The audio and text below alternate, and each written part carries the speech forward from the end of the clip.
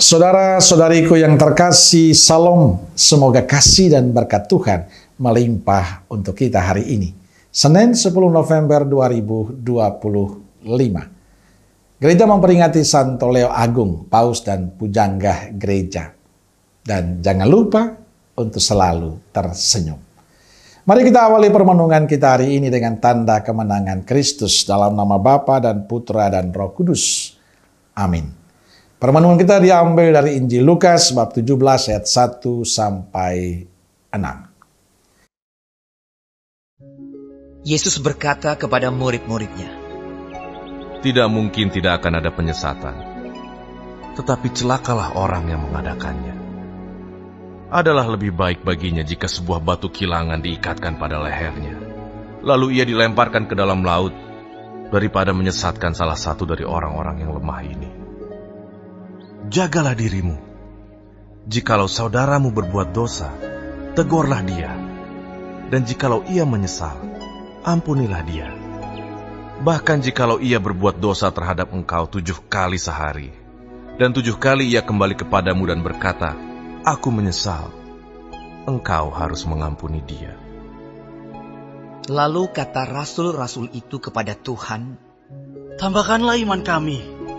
Jawab Tuhan, "Kalau sekiranya kamu mempunyai iman sebesar biji sesawi saja, kamu dapat berkata kepada pohon ara ini, 'Terbantunlah engkau, dan tertanamlah di dalam laut,' dan ia akan taat kepadamu."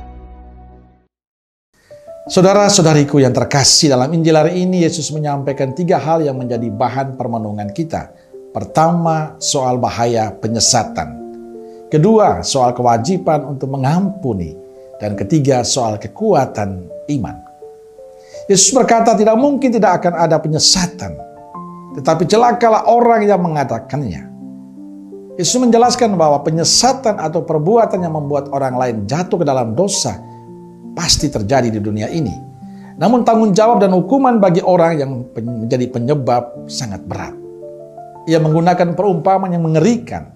Lebih baik orang itu ditenggelamkan ke dalam laut dengan sebuah batu kilangan diikatkan pada lehernya daripada penyesatan orang yang lemah. Ini menunjukkan bahwa merusak iman seseorang adalah dosa yang sangat serius di mata Tuhan. Yesus melanjutkan dengan penasihati para muridnya tentang bagaimana menghadapi sesama yang berbuat dosa.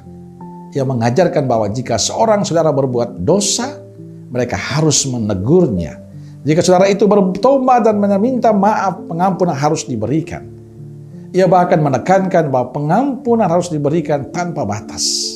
Bahkan jika orang itu melakukan kesalahan yang sama hingga 7 kali dalam sehari dan 7 kali meminta maaf.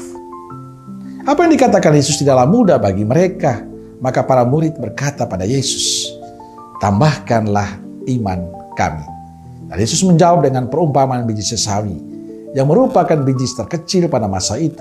Ia berkata, "Kalau sekiranya kamu memiliki iman sebesar biji sesawi, kamu dapat berkata pada pohon ara ini, 'Tercabutlah engkau dan tertanamlah di dalam laut,' dan dia akan taat padamu."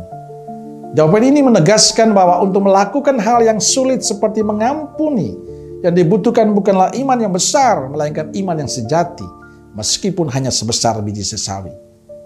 Saudaraku yang terkasih, seorang murid Kristus yang percaya pada Kristus harus hati-hati agar perkataan dan perbuatannya tidak menjadi batu sandungan bagi yang lain, terutama bagi mereka yang imannya masih lemah. Menyesatkan orang lain adalah dosa yang sangat serius. Injil juga mengingatkan kepada kita semua bahwa pengampunan bukan pilihan, melainkan sebuah perintah yang harus dijalankan. Yesus menunjukkan kepada kita, para pengikutnya, memiliki hati yang rela mengampuni tanpa perhitungan. Seperti halnya mereka juga meminta pengampunan dari Tuhan setiap hari. Pengampunan sejati dapat membawa penyembuhan dan pertobatan bagi yang salah. Dan akhirnya Yesus menunjukkan bahwa pengampunan yang tak terbatas tidak datang dari kekuatan manusia, melainkan dari kuasa Tuhan melalui iman. Iman yang kecil namun tulus sudah cukup untuk memampukan seseorang melakukan hal-hal yang tampak mustahil, seperti mengampuni dengan hati yang tulus.